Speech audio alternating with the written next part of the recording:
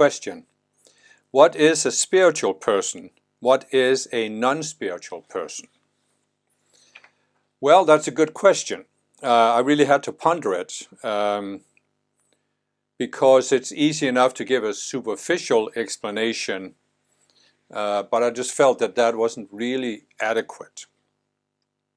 So let's start with the superficial. The way I often use the word spiritual person in my videos is just really as a convenient way to describe people who are open to that life has a spiritual side, that it's possible to raise your consciousness, and that there's a systematic process for doing that. So obviously that's a mouthful. I can't say every time. And people who are open to the spiritual side of life and etc. So therefore I say a spiritual person. So this is just a convenient way, a figure of speech. But what does it really mean? Well, what I have observed over my many years on the spiritual path is that most people I know grew up in a non-spiritual environment. And this might seem a little contradictory because most people I know grew up in some kind of religious setting, often Christianity, because I grew up in the West and that's the dominant religion. So there are, of course, also in the Western world, there are also, of course, atheists or materialists. And, you know, to take the second question, what is a non-spiritual person? So you can say that a non-spiritual person is a person who is denying that there is any spiritual side to life, that there is anything beyond the material universe. So these people would say, well, a religious person is also a spiritual person because they believe there is some kind of spiritual realm beyond the material. But that's not what I call a spiritual person. And the reason for this is that religion and spirituality are really two different approaches. You have many people in today's world who grew up in a religious environment and who have distanced themselves from that. And they're saying, I'm spiritual but not religious. And the reason for this is that a religion is a very clearly defined set of beliefs and doctrines. And it basically tells its followers, you have to believe in this. And if you don't, X, Y, Z is going to happen. You're going to go to hell for all eternity and other unpleasant things. So a spiritual approach is, it's not a matter of believing something, it's a matter of understanding. It's a matter of grasping. Really, it's a matter of intuitively sensing. This rings true. This resonates with me. This explains something I've been worried about.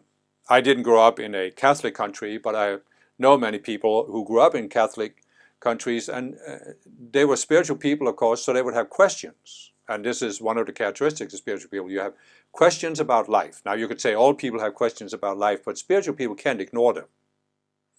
So many of these people that I know, they would go to the Catholic priest and they would ask him some kind of question.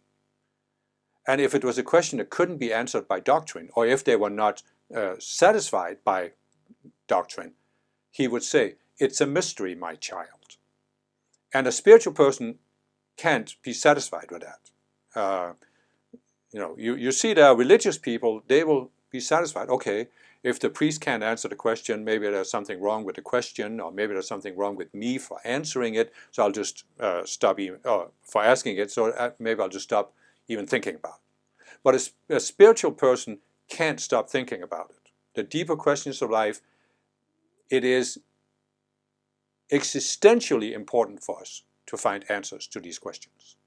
So this is one aspect of being a spiritual person. But the other aspect, well, let's just talk about phases, because what happens to a lot of people I've seen is that they start out with this curiosity. We have the deeper questions of life. Does life have meaning? Does it have a purpose? Where did I come from? Where am I going?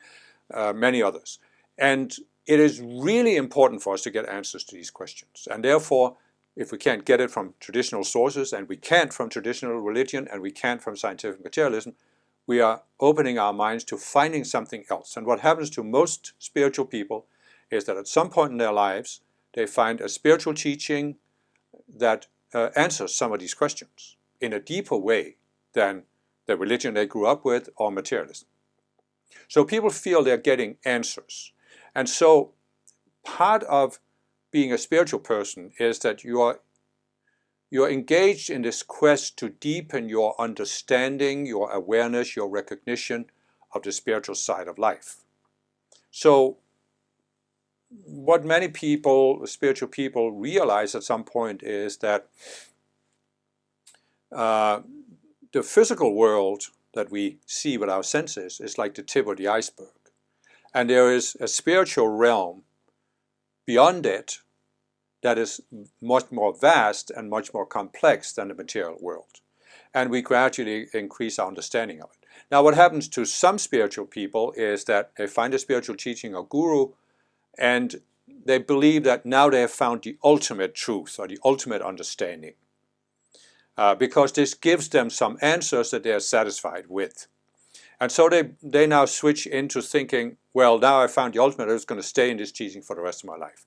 And in my view, then you're no longer a spiritual person, you have switched to being a religious person.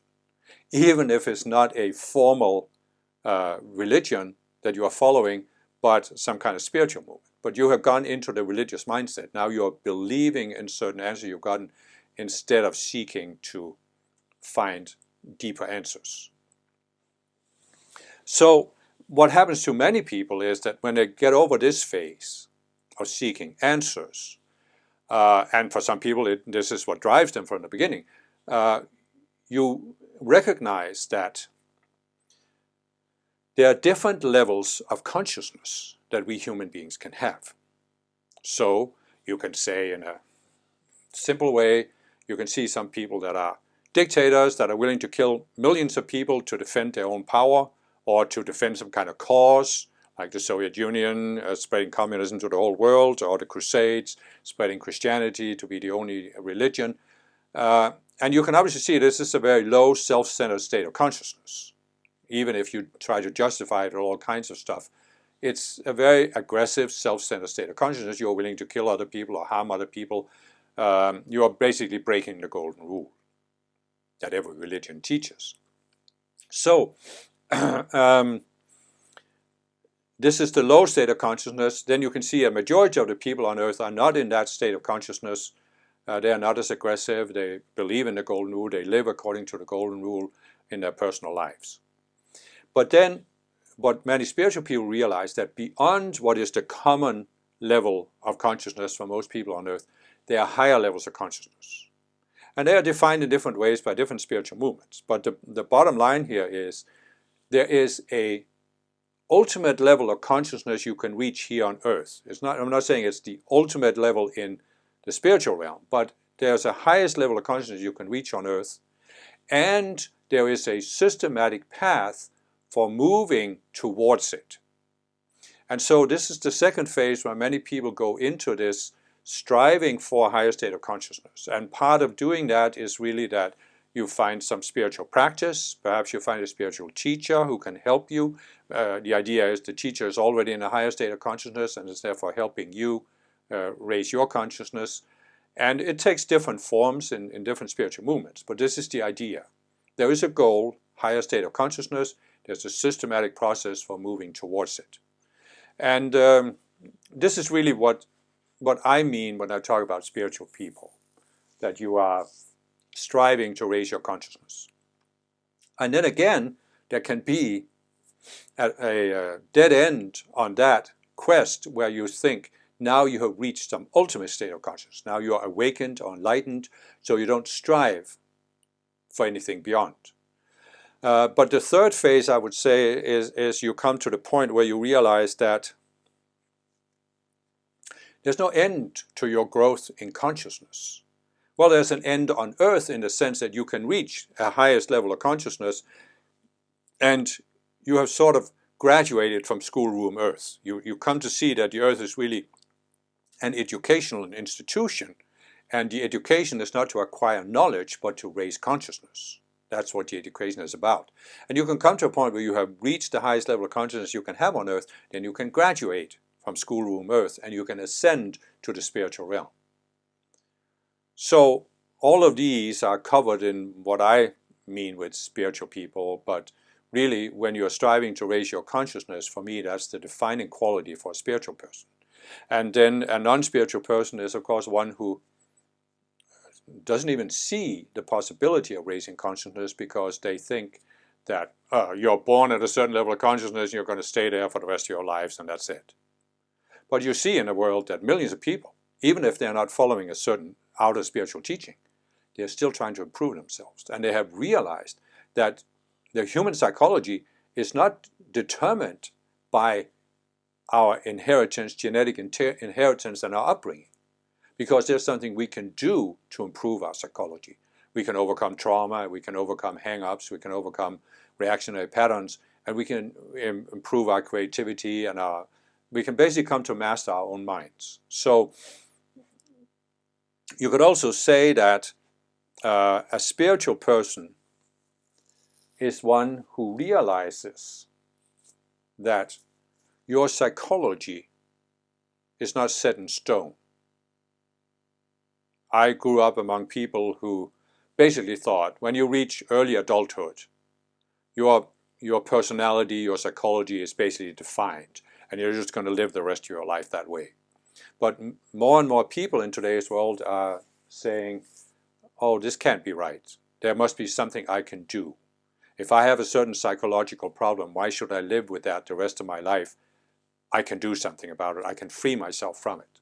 So that's another way to define a spiritual person where you are, and this is what I mean with a spiritual past that leads to higher states of consciousness, is basically you realize that you can do something. You can take command over your own psyche, over your own mind. You can master your own mind. And this is what we could call self-mastery. It starts really with self-awareness, then self-mastery, and then self-realization, where you realize who you really are. So as another level, you could say that, you can say many people start having a specific problem in their psychology, perhaps a problem from childhood that they want to resolve and get beyond. And then when they resolve that, they start saying, well, who am I really? What kind of a being am I? Am I really a human being defined by all these outer characteristics? Or am I a spiritual being who has an individuality that's defined in the spiritual realm in what I call your higher self, your spiritual self? And is it possible I can connect to that and express that here on earth? So you could say also that the higher state of consciousness really is a state of higher creativity, where instead of expressing this human psychology that you have taken on, you can express your divine, your spiritual individuality in this world. Of course, you can give other definitions of what it means to be a spiritual person, but these are the main things that I have in mind when I say a spiritual person. And of course, a non-spiritual person is a person who either innocently isn't aware of this, or who is actively denying it because they don't want to change. They don't want to take responsibility for themselves.